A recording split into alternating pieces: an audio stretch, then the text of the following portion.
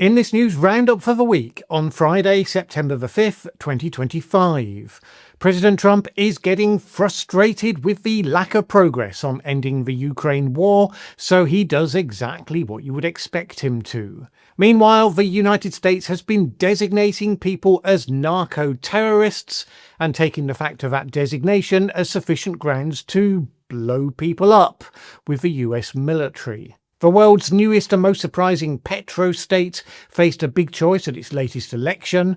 What does a tiny country do when it suddenly has a huge influx of money? And a media feeding frenzy has just done for the political career of the UK's Deputy Prime Minister, who resigned as this video was being put together. Finally, I reply to a couple of recent comments from the channel. So, let's jump straight in. So President Trump is getting frustrated apparently with the lack of progress towards an end of the Ukraine war. So this week he vented that frustration in exactly the way that you would expect. Yes, he blamed the Europeans. So he took a call with said European leaders yesterday along with Vladimir Zelensky, as they had been putting in the hard work, putting together their own security guarantees to protect Ukraine after a peace deal is achieved. Ukraine's President Zelensky reported that the call focused on discussion around the economic pressure on Russia and ways to deprive Russia's war machine of money. But that wasn't the flavour of the US telling of exactly the same conversation. So the White House said that Trump had pushed the European leaders to place economic pressure on China to punish it for funding Russia's war operation. You know, in exactly the way that Trump isn't. While the US has given an official explanation for half of its punitive tariffs on India as relating to the buying of Russian energy, notwithstanding that the evidence suggests that it might have something to do with other factors, but no such measures have been taken by Trump's America in relation to China. Trump also blasted the Europeans for the fact that some European nations still themselves buy Russian energy. This is a more valid criticism, although it's worth saying the US does indeed still buy some related goods of its own from Russia, and of course has been conducting talks, looking forward to the normalising of relations. So again, it's more do as I say, not as I do. Well, maybe some dramatic initiative is forthcoming. Trump's latest 2-week deadline for Putin expires today, and Trump said whatever his decision is, we'll either be happy about it or unhappy. And that's as true today as it is now. And if we're unhappy about it, you'll see things happen. So far, things happen has tended to mean a new 2-week deadline or yet more rhetoric aimed at Ukraine or the Europeans. But who knows? Seeing Putin there in China with Xi and Kim at the military parade, maybe that will spur him into action. I just wouldn't recommend that you hold your breath. Putin, meanwhile, has happily harmonised with Trump's tune, also criticising Europe's leaders. In a meeting with Slovak Prime Minister Robert Fico, Putin accused Europeans of whipping up hysteria over Moscow planning to attack Europe. And he said this: any sane person is perfectly aware that Russia has never had, nor does not have, and will never have any desire to attack anyone. That is, any sane person who's also been living under a rock for the last 11 years. Which on second thoughts might be the best place for sane people right now. Come to think of it, President Putin has said that he is now ready to meet Ukraine's President Zelensky for that one-to-one summit meeting that's been promised. All Zelensky has to do is to travel to see him in Moscow. Because that definitely sounds like a safe thing to do, with the country that has attempted repeatedly to have Zelensky assassinated. No doubt the meeting to take place on the 5th floor somewhere, with lots of open windows so there's a good breeze. Weirdly, Ukraine has ruled out such a meeting. No doubt Trump thinks that it's all their fault as a result. Right now, all that seems to be an indicator that Trump and his team are just completely out of ideas on what dramatic, bold, but ultimately rather simple thing they could do to move things forward in some way. So if he can't do that, it's only natural he should seek an outlet somewhere else. And speaking of which, over the last week, the US had a small flotilla of warships heading towards Venezuela, which led to a lot of speculation as to what the Trump administration was intending to do when it got there. Some Venezuelans got very excited that maybe he was about to invade and to remove the Maduro regime, which is, after all, widely considered to have faked its supposed win in the last election. Indeed, Maduro himself was clearly taking such a scenario seriously. He was talking up the need to resist the potential US attack to come. He will undoubtedly have known, for example, John Bolton's telling in his book about the first Trump administration, where Trump had told Bolton to go and sort it out, meaning to remove Maduro. And that was one of the occasions where more experienced hands in the White House redirected the order towards more conventional tactics, such as working to bolster Maduro's political opposition. But, of course, such experienced hands are famously absent this time. So yes, Maduro might well be nervous. But it was never really on the cards for this flotilla, because although it was large, it was nowhere near an actual invasion force.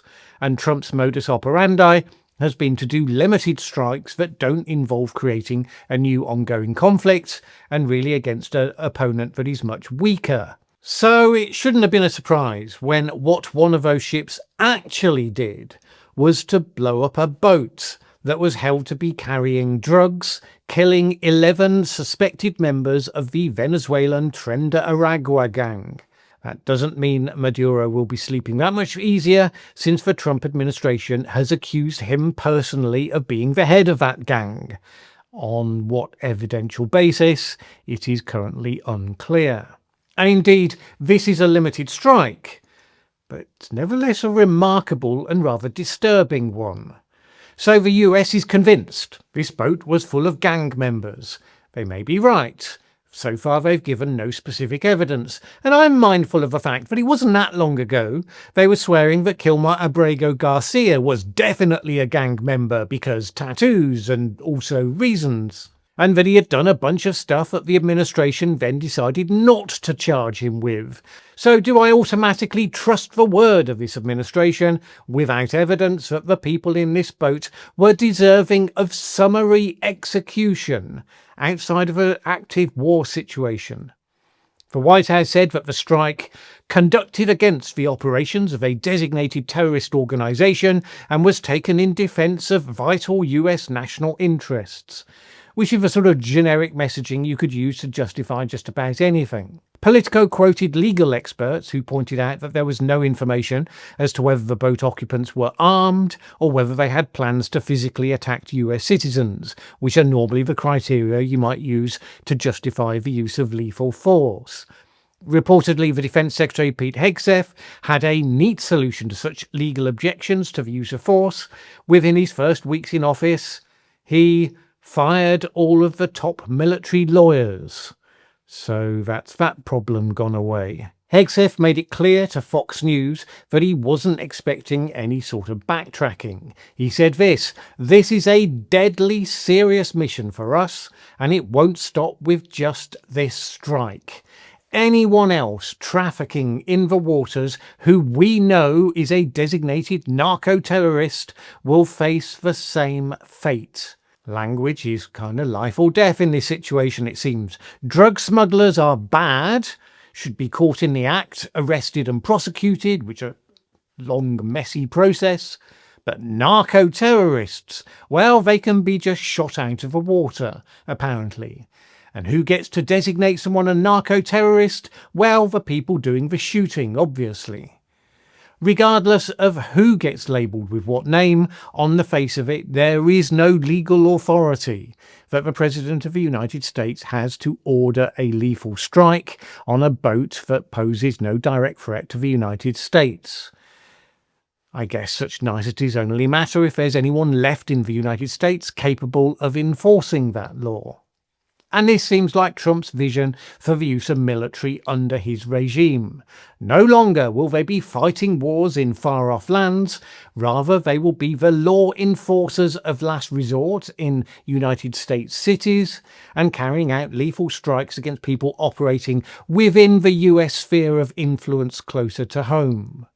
Might that expand to targeted strikes against leaders such as Nicolas Maduro themselves? Well, I wouldn't count against it if I was him. Secretary of State Marco Rubio stated that Maduro is not the legitimate leader, and whatever the United Nations might think about it was irrelevant, he said.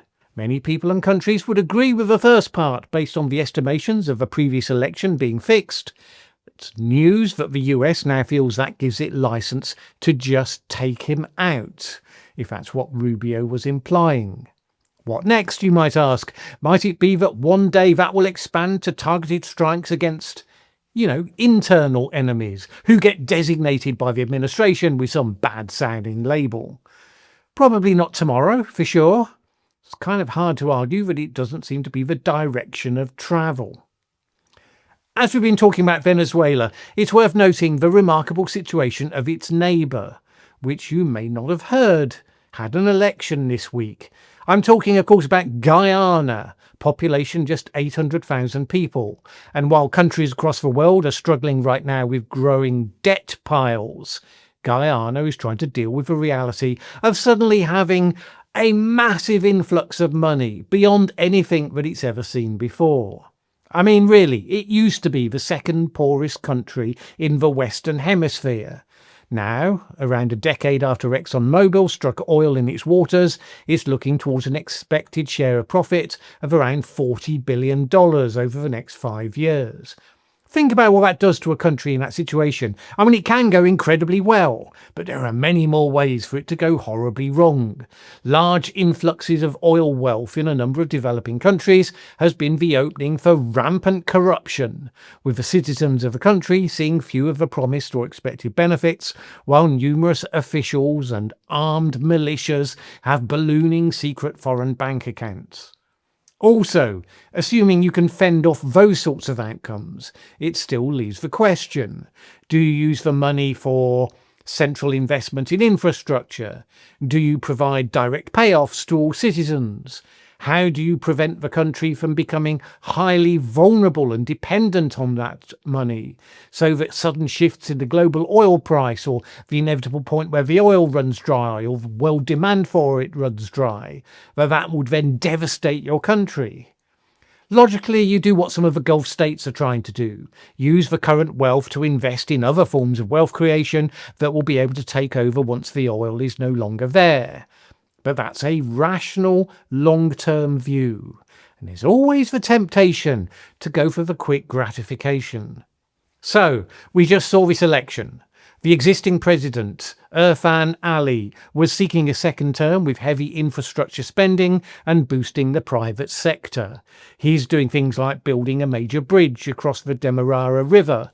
New highways are being constructed to create modern cities to replace the old tracks for horse-drawn carts. The political opposition was standing on the basis of expanding welfare to benefit the poorest people in the country, and then you had, yes of course, a populist challenger. Azruddin Mohammed, the son of one of Guyana's richest magnates, well known for his collection of supercars apparently, so obviously a champion of the poor.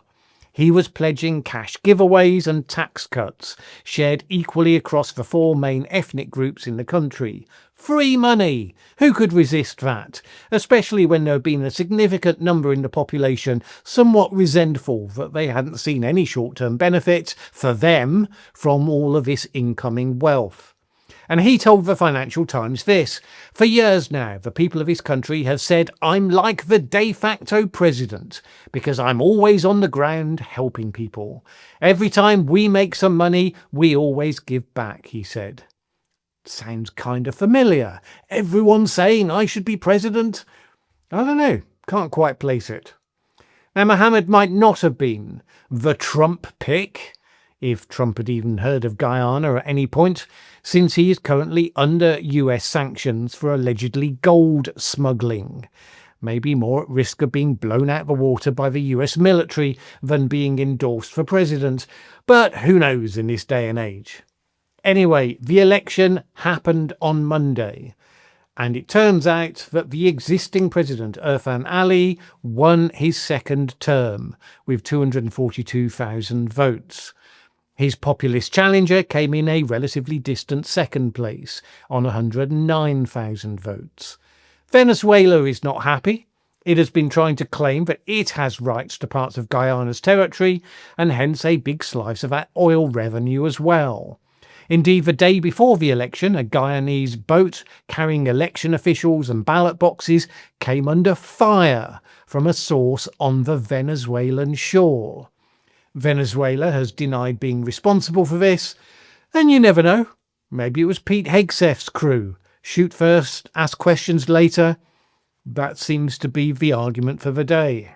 And speaking of people being blown out of the water, that's probably how Keir Starmer's now former Deputy Prime Minister Angela Rayner feels today.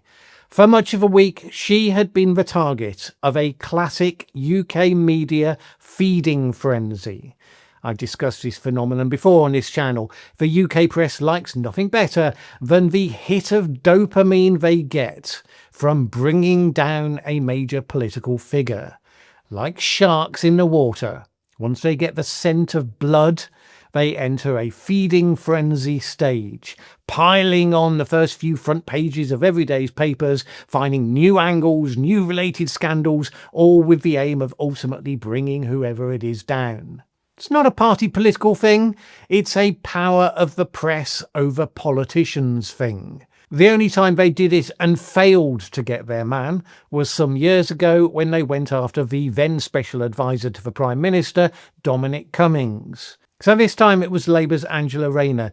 She had made what seems to me to be a relatively minor error in the amount of stamp duty she'd paid on her second home, in the midst of all sorts of messy stuff around a divorce and shared custody and things that have no doubt been detailed in excruciating detail in the tabloids. When it turned out that she had indeed not paid the right amount, she immediately owned up to it, referred herself to the Prime Minister's advisor on ministerial standards to get a ruling if she'd broken the ministerial code. And presumably he came back with the answer yes, because just as I was shooting this video, the news came through that she had resigned. Personally, I think sometimes the feeding frenzy removes good people for relatively trivial reasons. Sometimes it delivers justice, don't get me wrong. But that's almost an accident when that's the case, because the process isn't about accountability or justice. It's purely about vulnerability. The press attack because they think they can succeed, because they sense weakness, not because it's the right thing to do. Questions about whether it's fair or in the national interest, those questions are apparently for wimps. But would I rather be part of a system that sometimes removes people too easily, versus one where routine corruption has become part of the system and is typically tolerated and ignored? Well, yes, of course I would. I'd still prefer a system that actually deliberately and intelligently delivers accountability. I'm not wholly convinced that's what happened this time. Alright, let's respond to a couple of comments from this week's videos. On Sunday, I did a video bouncing off all the people who at that point were hoping that maybe Trump was about to announce his resignation or something similar, to detail why that might not be a good thing if the MAGA succession gets handed by default to JD Vance, as it would be in that scenario. And I had this comment from Anthony in response. So what are we supposed to do? Pray for Trump to stay alive for another 5 years? The framing of the question is a passive one. We're waiting and wondering what we should be wishing for. Let's spend some time on that first, and then let's reframe that into something a bit more active. If we are passively hoping for something, well, look, there's a couple of options. Because sure, maybe you can passively hope that JD Vance really does turn out to be someone who will take the MAGA messaging but try to fit it back into a more conventional understanding of political power and its limitations. And if you're passively wishing for something, it might as well be that. I'm just not convinced it accords with what we've seen to date. And I tend to think we should be wishing for things that at least fit with reality. So my passive wish, which I think does accord with what we're seeing to date, is that Trump completes his term and fails. That his choice to surround himself with incompetent sycophants delivers exactly the sort of dysfunction that you would expect. His ability to do permanent damage is reduced because of it. His reputation amongst everyone, save for his most slavishly loyal base, absolutely craters. And therefore, whoever has been selected to carry the banner is so tarnished by association that however much gerrymandering and rigging they can do, the result still clearly goes against them. You then need some extraordinary leadership in whoever becomes president afterwards. That's another fantasy all of its own, and one without current ties to reality, I have to say. Now, you could have an alternative scenario where Vance takes over midterm and fails to hold the base, maybe makes some early mistakes, has an ailing Trump turning against him, has MAGA faithful calling him a betrayer of the Trump legacy, and maybe that then turns into the constraint he can't overcome in time to save himself. You just want to avoid the scenario where you get competent MAGA dictatorship taking over from the incompetent version. Reframing it from passive hopes to a goal. Well, this is not a campaigning channel, I stress. I focus on analysis. But this is what I believe would be the job that needed to be done by any opposition wishing to be effective in this coming period. Because the job to be done would be to highlight the failures to deliver for the lives of many of the people who previously voted for Trump, believing that he was better for the economy. Much was promised, and the bits that matter to the lives of millions of those voters are not the bits that are currently being delivered. Also, to make visible the many steps being taken to seek to rig the coming elections, so at least it doesn't remain hidden. And also to line up behind an effective public challenger to the dictatorship for the next two elections, the midterms and the 2028. Because MAGA is showing signs of fracturing and infighting. So now would be the time of maximum advantage to actually show a united front. Alright, my thanks to the people who support this channel on Patreon. It makes a huge difference to my ability to make these videos. That's it today. Have a great weekend.